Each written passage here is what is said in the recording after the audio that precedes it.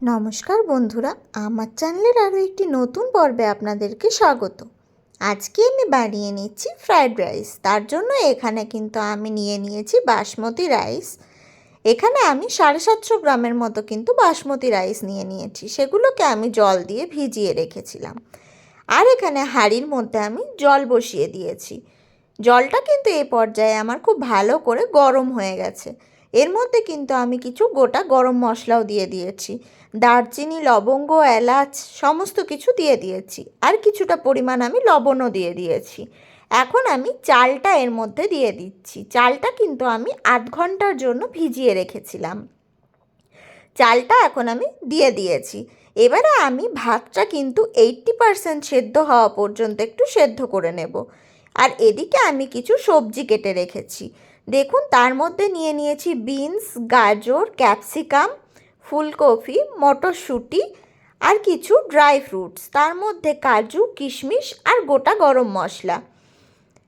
এবারে আমি এই সবজিগুলোকে কিন্তু ভেজে নেব। তার জন্য এখানে একটা কড়াই বসিয়ে দিয়েছি। আর কড়াইয়ে আমি দিয়ে দিয়েছি কিন্তু পর্যাপ্ত পরিমাণ তেল। আমি কিন্তু রিফাইন্ড অয়েলে ফ্রায়েড রাইস রান্নাটা করব। আপনারা চাইলে কিন্তু ঘিও ব্যবহার করতে পারেন। এখন তেলটা খুব ভালো করে গরম হয়ে গেছে। প্রথমে আমি এখানে গোটা গরম মশলাগুলো দিয়ে দিচ্ছি। গোটা গরম মশলার মধ্যে কিন্তু এখানে আমি ছোটো এলাচ নিয়ে নিয়েছি, লবঙ্গ নিয়ে নিয়েছি আর দারচিনি নিয়ে নিয়েছি। এখন সেগুলোকে দিয়ে কিন্তু খুব ভালো করে আমি একটুখানি ভেজে নিচ্ছি। এবারে আমি গোটা গরম মশলাগুলো কিন্তু তেল থেকে উঠিয়ে নিয়েছি। এখন ওই তেলটার মধ্যে দিয়ে দিচ্ছি ফুলকপিগুলো। ফুলকপিগুলো দিয়ে কিন্তু ফুলকপিটা একদম লাল লাল করে আমাদেরকে ভেজে নিতে হবে। আর লো আঁচে কিন্তু ফুলকপিগুলোকে আমি ভেজে নেব, যাতে ফুলকপিগুলো খুব ভালো করে সেদ্ধও হয়ে যায়। আমি সামান্য পরিমাণ লবণ দিয়ে দিচ্ছি এখানে। আমি খুবই সামান্য পরিমাণ লবণ কিন্তু এখানে দিয়ে দিয়েছি। এরপর কিন্তু ফুলকপিগুলোকে একদম লাল লাল করে আমাদেরকে ভেজে নিতে হবে, ঠিক যতক্ষণ পর্যন্ত না ফুলকপিটার কালারটা একটু চেঞ্জ হয়ে যাচ্ছে আর ফুলকপিটা একদম সেদ্ধ হয়ে যাচ্ছে। দেখুন, ফুলকপিগুলো কিন্তু এ পর্যায়ে আমার ভেজে নেওয়া হয়ে গেছে। ফুলকপিটা কিন্তু এখন আমি তেল থেকে উঠিয়ে নিচ্ছি। আর ওই তেলের মধ্যে আমি দিয়ে দিচ্ছি কেটে রাখা গাজরগুলো। গাজরগুলো দিয়েও কিন্তু গাজরগুলোও খুব ভালো করে আমাদের ভেজে নিতে হবে, যতক্ষণ পর্যন্ত না গাজরটাও খুব ভালো করে সেদ্ধ হয়ে যাচ্ছে। আর গাজরটার মধ্যেও কিন্তু আমি খুব সামান্য পরিমাণ লবণ দিয়ে দিচ্ছি। এতে কিন্তু গাজরটা খুব তাড়াতাড়ি সেদ্ধ হয়ে যাবে। সেই কারণেই কিন্তু আমি সবজিগুলোর মধ্যে খুব সামান্য পরিমাণ করেই লবণ অ্যাড করছি। এখন গাজরটাকেও কিন্তু আমি 2 থেকে 3 মিনিট মতো সময় নিয়ে খুব ভালো করে ভেজে নেব। দেখুন, এই পর্যায়ে কিন্তু গাজরটাও আমার খুব ভালো করে ভেজে নেওয়া হয়ে গেছে। গাজরটার কালারটাও কিন্তু চেঞ্জ হয়ে গেছে আর গাজরগুলোও কিন্তু সেদ্ধ হয়ে গেছে। এবারে কিন্তু গাজরগুলোকেও আমি তেল থেকে উঠিয়ে নিচ্ছি। দেখুন, গাজরগুলোও কিন্তু এই পর্যায়ে আমি তেল থেকে উঠিয়ে নিয়েছি। এবারে কিন্তু আমি বাকি সবজিগুলোকেও ওই একই তেলের মধ্যে ভেজে নেব।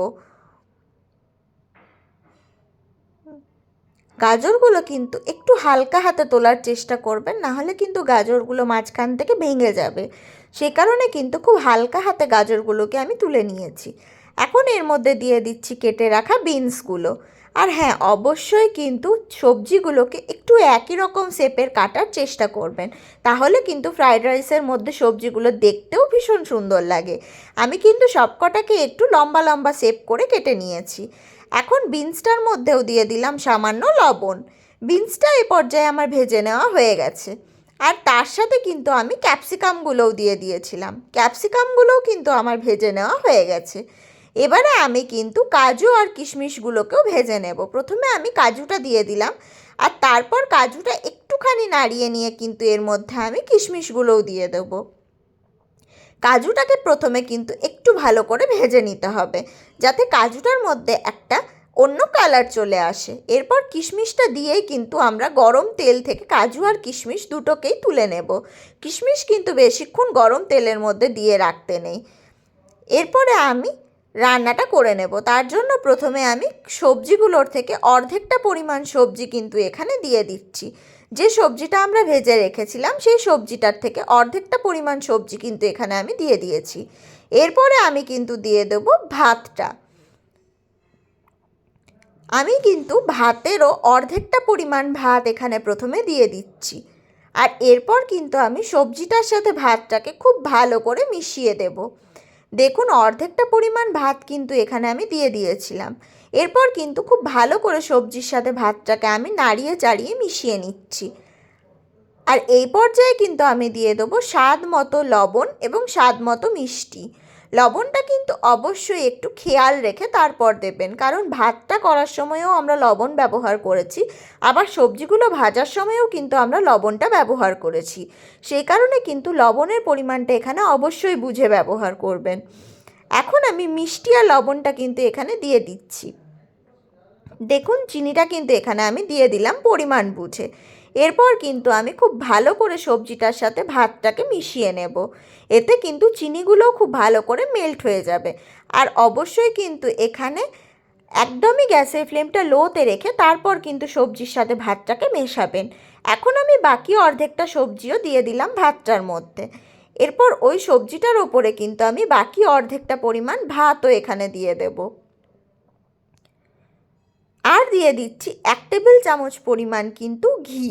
ঘিটাও কিন্তু এখানে অবশ্যই বুঝে ব্যবহার করবেন, কারণ এখানে তেলটার পরে ঘিটা কিন্তু ঠিক যতটা পরিমাণ লাগবে ততটা পরিমাণই দিয়ে নেবেন। আমি প্রথমে 1 টেবিল চামচ পরিমাণ ঘি কিন্তু এখানে দিয়ে দিয়েছি। এরপরে আমি ভাতটা কিন্তু দিয়ে দিলাম, বাকি ভাতটা, আর তারপর কিন্তু কাজু কিশমিশ আর গোটা গরম মশলাগুলোও দিয়ে দিলাম।